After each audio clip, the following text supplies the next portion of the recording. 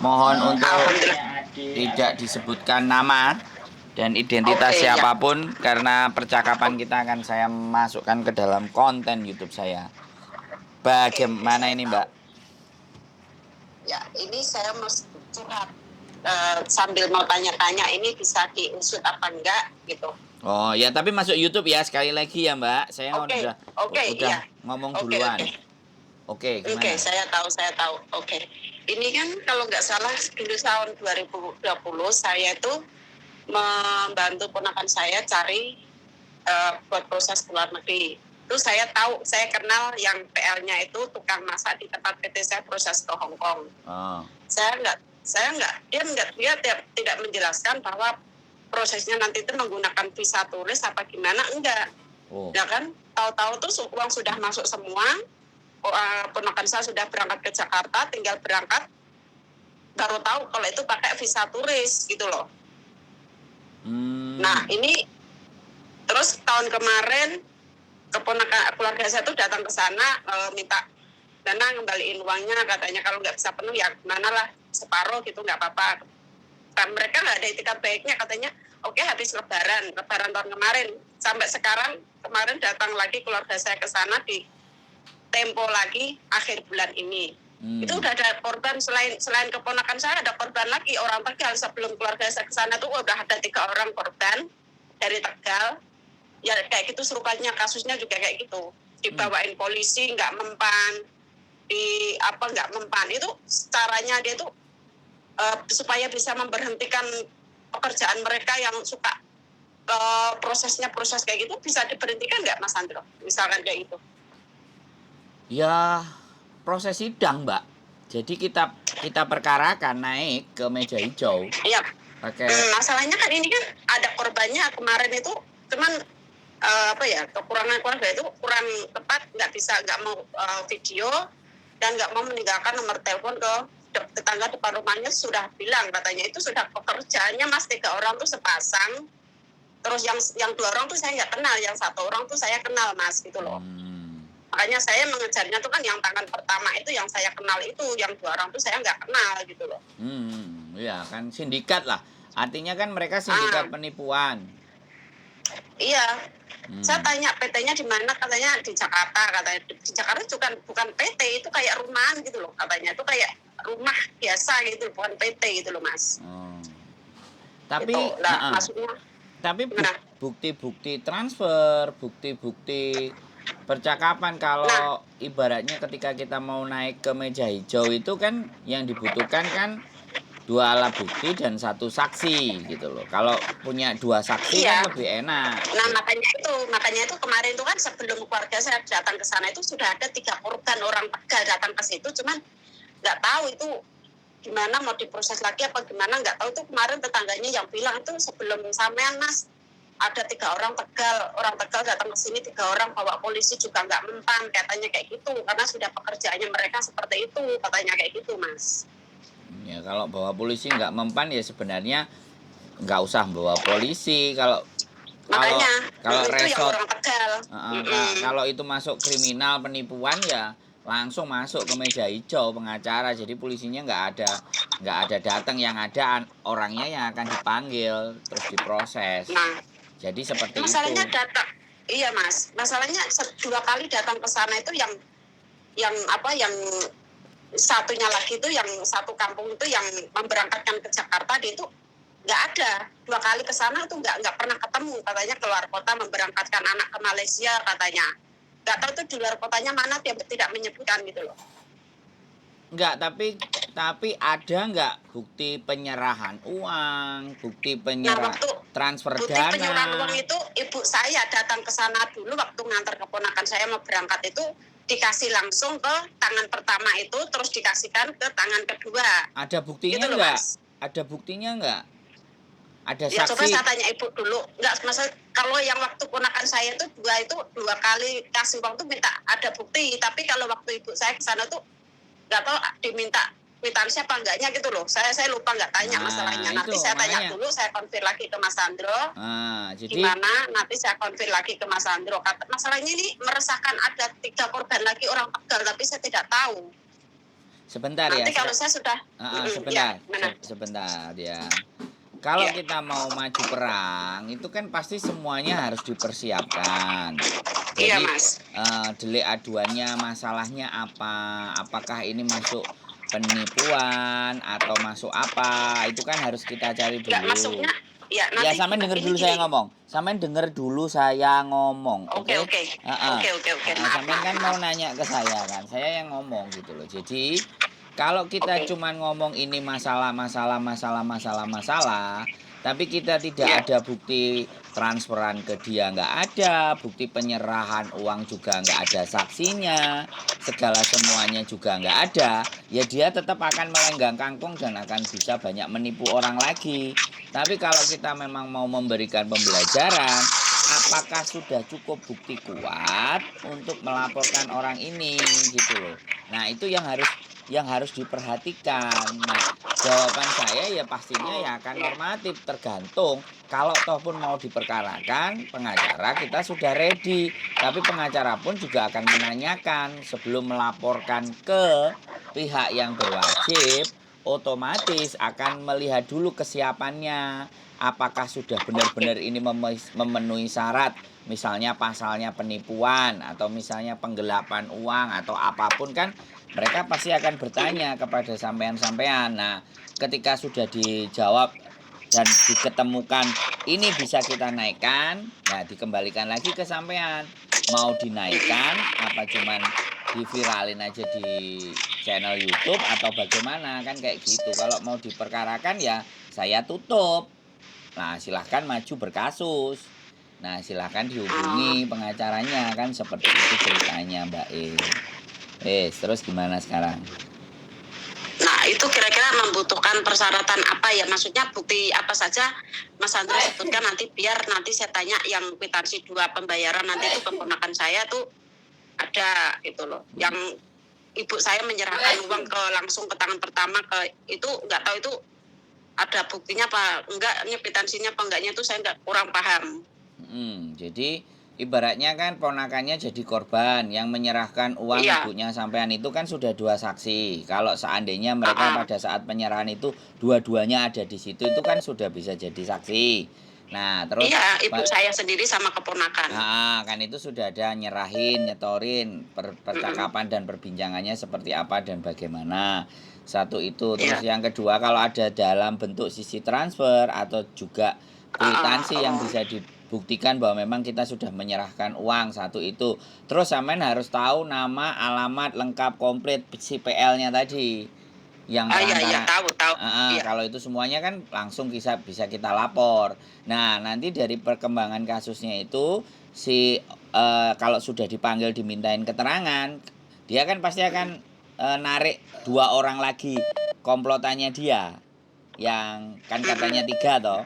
Dan dia pasti kan nggak mungkin diadili sendiri atau di seneni, kan ada juga pernah dibawa ke Jakarta, ponakannya kan nanti bisa bersaksi.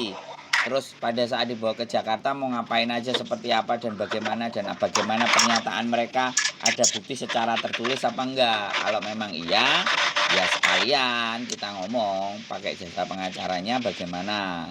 Terus uang yang diletakkan juga berapa. Terus sampean mesti berhitung pada saat ini mau dikasuskan dengan uang misalnya yang tertera segitu.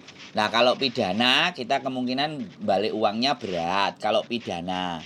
Tapi kalau perdata itu kemungkinan akan ganti rugi. Jadi itu masih bisa kembali menyita aset atau apapun.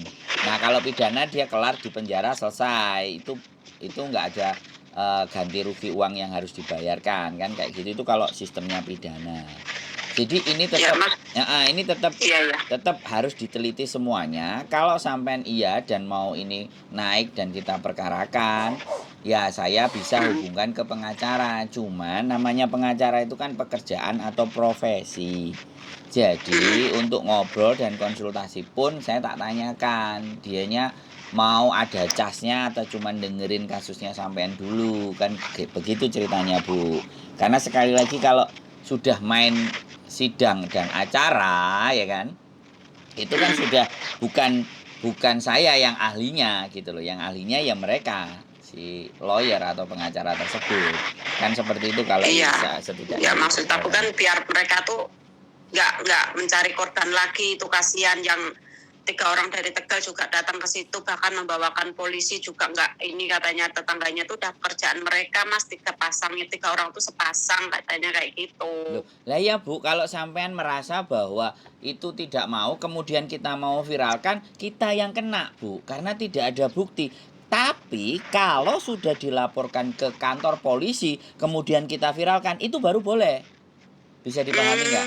Jadi memang Gitu harus ya. sudah, memang kita membuktikan untuk melaporkan ke polisi, kan kayak gitu. Jadi ada itikat baik apa enggak itu disomasi. Surat somasi itu bisa kita naikkan ke sosial media. Kalau zaman dulu itu kan namanya berita koran, Bu. Jadi pencarian orang atau kita menunggu itikat baik. Kalau sekarang kan somasi. Sebenarnya surat somasi itu boleh. Somasi itu dipublikasikan di sosial media boleh dan itu tidak dilarang karena memang somasi itu memang harus diumumkan ke publik bahwa orang ini melakukan ini kita melakukan somasi kan kayak gitu tuh. Nah itu boleh, makanya kan saya tidak mau duluin kerso, makanya jangan disebutkan nama dan korbannya dan apapun semuanya. Sampai kalau ini sudah masuk ke kantor ranah polisi, baru saya bisa naikkan, baru saya unggahkan namanya siapa, orangnya siapa, itu kan tertera di surat pelaporan. Kita tunggu itikat baiknya untuk datang ke kantor polisi mana itu baru boleh Bu. Jadi walaupun saya jadi YouTuber tidak ngawur gitu loh, tidak boleh malah aku yang kena dipentung, aku harus dipeseni sama pengacara aku, memang kamu dalam mengungkap kasus itu kamu harus tahu step-stepnya, jangan langsung asal kamu mau naikkan bahwa itu akan terjadi sebuah pelanggaran. Makanya kamu make sure, pastikan dulu sebelum semuanya ngobrolnya tanpa ada identitas dan nama. Kalau nama inisial kan boleh. Makanya kayak polisi kan kadang-kadang pakai inisial seperti itu untuk mengumumkan. Lah tapi kalau sudah jelas, kalau kayak Garangan kemarin sudah masuk ke kantor polisi dan korbannya semuanya sudah ngaku dan ngomong, iya mukanya sama, jelas kita gas. Karena korbannya nggak cuma satu, saksi kan butuh 2. Nah itu korbannya sudah sampai 22. Ada saksinya semuanya ya itu sudah sangat valid untuk dibuktikan, untuk ditunjukkan secara muka itu sudah sangat valid. Kemudian si teman-teman sudah pada bikin berita acara kronologis ditandatangani dan di situ sudah tertera hampir 15 lawyer, 15 pengacara ada di situ. Langsung kita naikkan. Iya. Jadi seperti itu ya Bu, saya sangat setuju sama sampean, saya juga bisa membantu sampean. Cuman kan prosedurnya yang harus kita lewati secara benar. Ini biar suami saya cari bukti korban yang lainnya dulu. Nanti kalau sudah ada bukti yang lainnya juga, nanti saya laporkan ke Mas Sandro. Gitu. Nanti saya cross check sama pengacaranya. Kalau perlu sampean juga tak kasih nomor pengacaranya. Si saksi dan bukti bisa bercerita ke pengacaranya sendiri.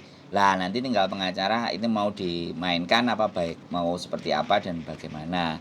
Intinya seperti itu. Dan kalau sudah misalnya oke lah, ada yang memang kita kasuskan, ada yang memang kita mau bikin rame aja di viral, ya udah masuk ke laporan polisi aja, baru kita naikkan rame itu boleh karena sudah masuk ke pelaporan polisi. Kan kayak artis-artis gitu loh. Kalau artis-artis itu kan habis gosip ribut-ribut, habis itu ke kantor polisi. Nah, ke kantor polisi baru nunjukin surat pelaporannya kan, ditunjukin kayak gitu kan, terus difoto kayak gitu loh Bu. Bisa dipahami nggak? Iya. Nah, seperti itu baru prosedur yang benar. Nah, kita juga pakai seperti itu. Saya sangat sepakat untuk menghindari teman-teman dari penipuan. Dari ngomong kayak gini aja teman-teman, kalau yang nonton konten saya sudah berarti berhati-hati dan waspada untuk job cowok, job cewek atau apapun yang melibatkan uang, karena proses kalau ke Hongkong kan potong gaji rata-rata kan, tidak bayar di depan kan seperti itu.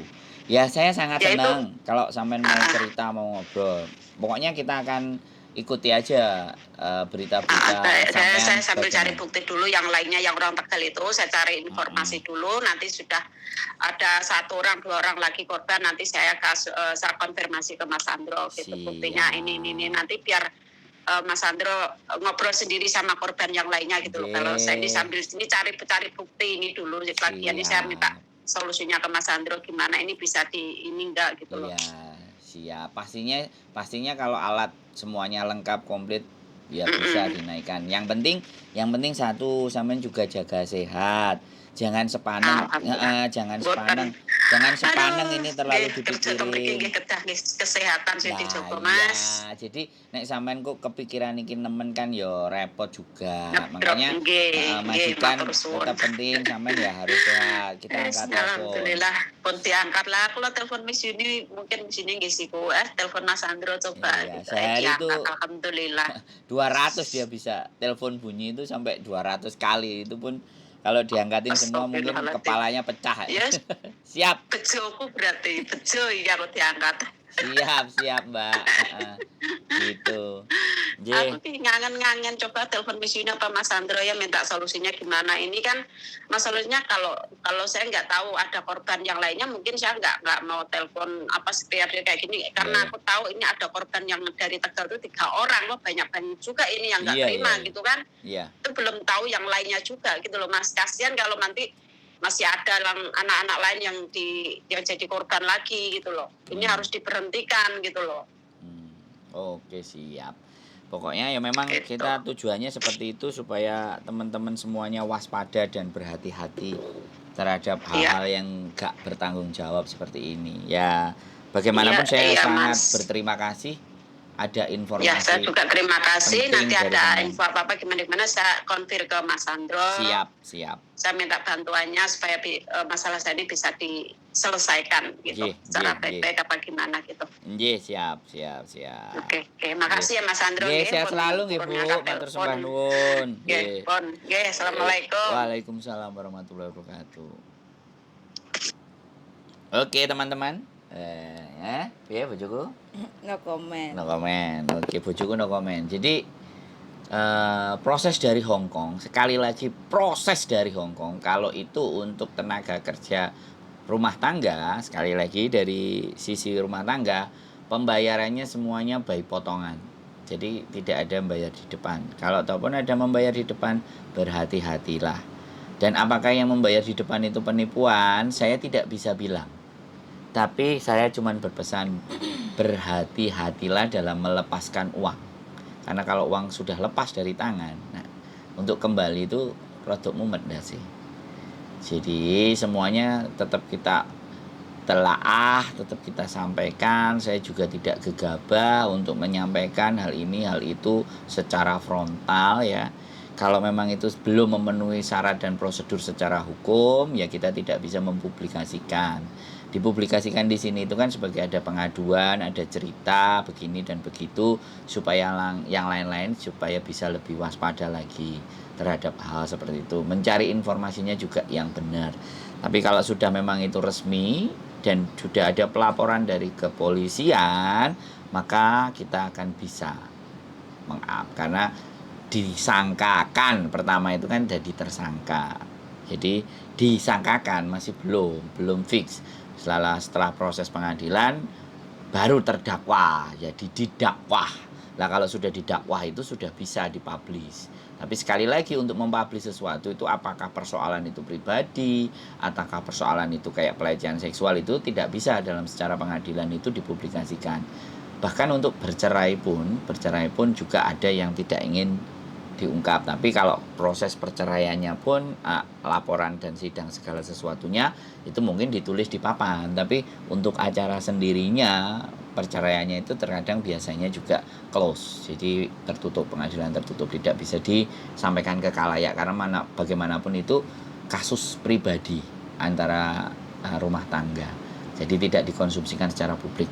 Jadi sekali lagi banyak sekali hukum-hukum ya aku nggak ngerti yang di Hong Kong kan ada juga sih organisasi dan kelompok yang masalah hukum kenapa mereka tidak banyak ditanya atau mereka nggak banyak bikin konten sosial media yang menjelaskan hal tentang berkaitan dengan hukum kan mereka juga sekolah hukum. Tapi oke, itu nggak perlu kita persoalkan, kita belajar sama-sama di sini, diskusi tempat ngobrol. Keep stay tune my YouTube channel and see you next video. Bye bye.